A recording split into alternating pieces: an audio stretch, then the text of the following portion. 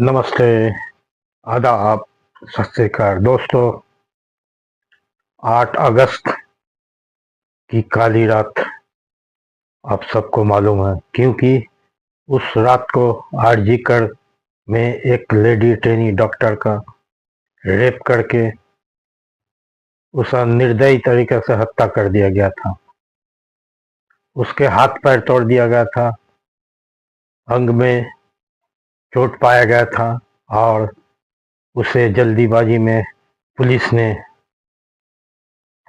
जला दिया। तो इस कांड का अब जांच सीबीआई के हाथ में है।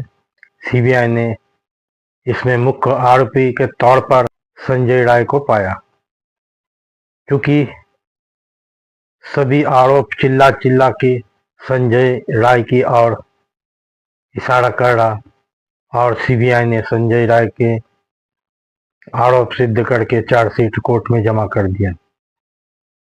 और इसमें और कुछ भी लोग हैं जो संजय राय पहले अपने आप के दोष कबूल कर लिया था, लेकिन जब उसे समझ में आया कि अब मुझे फांसी में लटकना तय है, तो वो प्रिजन बंद में चिल्ला चिल्ला के बोल रहा, मुझे फंसाया गया, पुलिस ने मुझे फंसाया। क्योंकि अभी भी ये जांच के विषय है, पूरा जांच कंप्लीट नहीं हुआ और इसमें अगर जांच सही से हुआ तो और भी कुछ आरोपी इसमें फंसने वाला है और इस जघन्य अपराध में फांसी भी होने वाला है। लेकिन फिलहाल तो संजय राय इसमें आरोपी पाया जा रहा। अगर जांच कंप्लीट होने के बाद और कुछ आरोपी पाया जाता है तो इसमें फांसी होना तय है। दोस्तों, आज का विषय मेरा फांसी के सजा का विषय है। दोस्तों,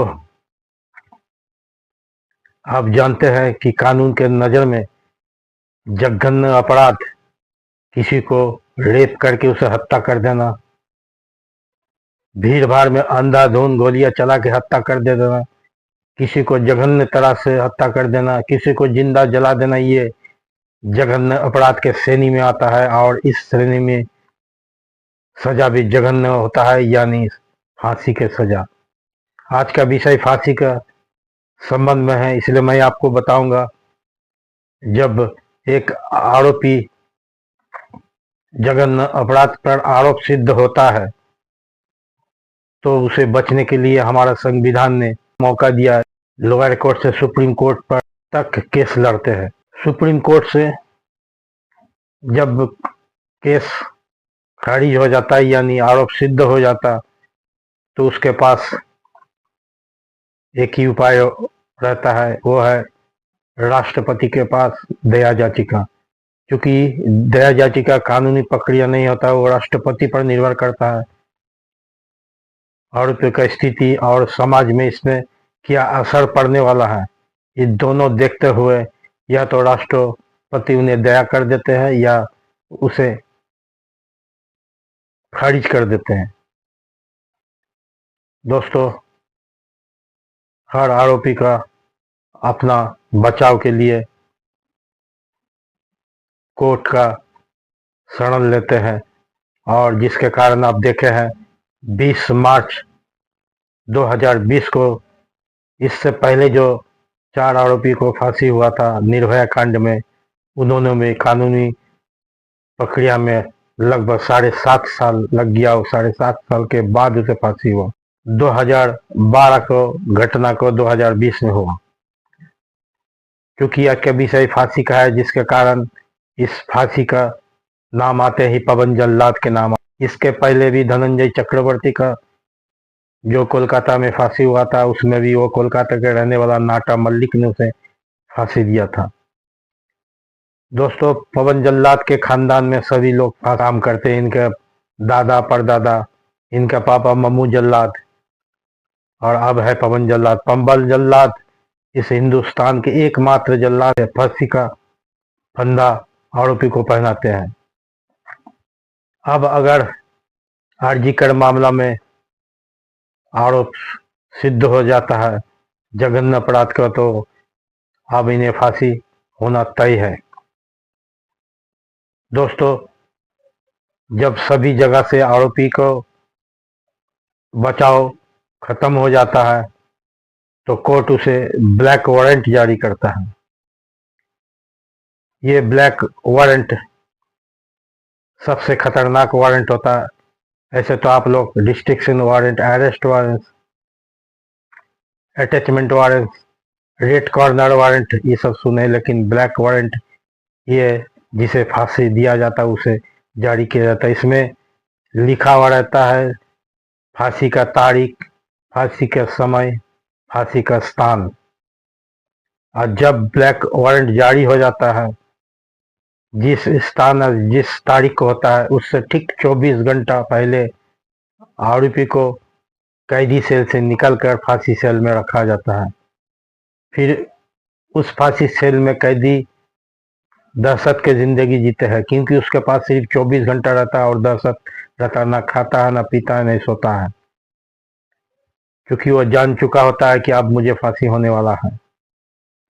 वो छटपटाते रहता है और दहशत से जीता है। जब फांसी का दिन का अंतिम समय आता है, यानी घड़ी के सुई घूमते घूमते जब 4 बजे का समय होता है, तो जूते का भारी भरकम यानी पुलिस फोर्स जब कैदी को लेने आता है या आरोपी को लेने आता है, तो उनका बूट के आवाज सुन के उसे और दहशत होता है। और पुलिस उनके पास आके नहाने को कहता है, नया कपड़ा पहनने को कहता है, लेकिन दहशत के कारण उस कैदी ना तो नहा पाता, ना नया कपड़ा पहन पाता है। और अंत में पुलिस उसे अंतिम इच्छा पूछता है, लेकिन दहशत के कारण वो अंतिम इच्छा भी बोल नहीं पाता, क्योंकि शायद वो मने मन में कहता कि माँ हमसे भूल हो गई, क्योंकि एक बेटा जब बिगड़ता है तो माँ पहले उसको सुधरने के लिए बोलता है। लेकिन माँ को बात ना मानते हुए जो आज कांड किया वो उसका उसे पछतावा हो रहा, जिसके कारण वो सिर्फ माँ को याद करते कि माँ हमसे भूल हो गई, चाहे वो कितना भी खूंखार क्यों ना हो, लेकिन उसको माँ के पास मुंह दिखाने के लायक नहीं होता। अब अंतिम घड़ी होता है, पुलिस उस सेल से, फांसी सेल से उसे फांसी का कटघरा तक ले जाता, चूंकि दहशत के कारण वो चल भी नहीं पाता, और उसे लगभग टांगते हुए फांसी के कटघरा में खड़ा कर देता है। अब जल्लाद उसको चेहरे में काला कपड़ा बांध देता, मुंह को ढक दिया जाता है, फिर उसे फांसी को फंदा पहना दिया जाता है। दोस्तों, ये फांसी का फंदा सिर्फ एक ही बार इस्तेमाल होता है, और ये फांसी का फंदा हिंदुस्तान में सिर्फ एक ही जेल में बनता है, वो है बिहार का बक्सर जेल। शुरू से ही ये नथुराम गौडसे से लेके रंगाबिल्ला, अजमल कसाव, संसद हमले के आरोपी अफजल गुरु, धनंजय चक्रवर्ती, रंगाबिल्ला, ये सभी को बक्सर जेल के बना हुआ फांसी का फंदा से ही लटकाया गया था। और इस फांसी का फंदा पहनाने के बाद डॉक्टर पहले उसको मेडिकल जांच करता, फिर जल्लाद एक लीवर के पास चला जाता है और मजिस्ट्रेट की तरफ ताकता, क्योंकि मजिस्ट्रेट के हाथ में एक रुमाल होता है। जब मजिस्ट्रेट उस रुमाल को अपने हाथ से गिरा देता है, उसी वक्त जल्लाद अपना लीवर खींच देता है और फांसी का कटघरा जिसमें खड़ा है वो नीचे गिर जाता है और आरोपी लटक जाता है। क्योंकि इतना जल्दी उसका मौत नहीं होता, क्योंकि मौत काफी दर्दनाक होता है। रीढ़ के हड्डी के सामने गला का पीछे का हड्डी टूटने के कारण आरोपी को काफी दर्द होता, छटपटाता है, लेकिन पीछे हाथ और पांव बांधे होने के कारण वो कुछ देर के बाद अपना दम तोड़ देता है। उसके बाद डॉक्टर उसको पल्स चेक कर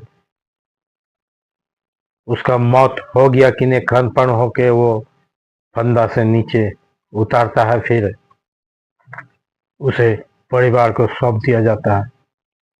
दोस्तों, इस काम में हिंदुस्तान का एकमात्र जल्लाद है पवन जल्लाद। इनका खानदान में बाबा, दादा और उसको पिता मामू जल्लाद भी कई फांसियां दिया था क्रांतिकारों को।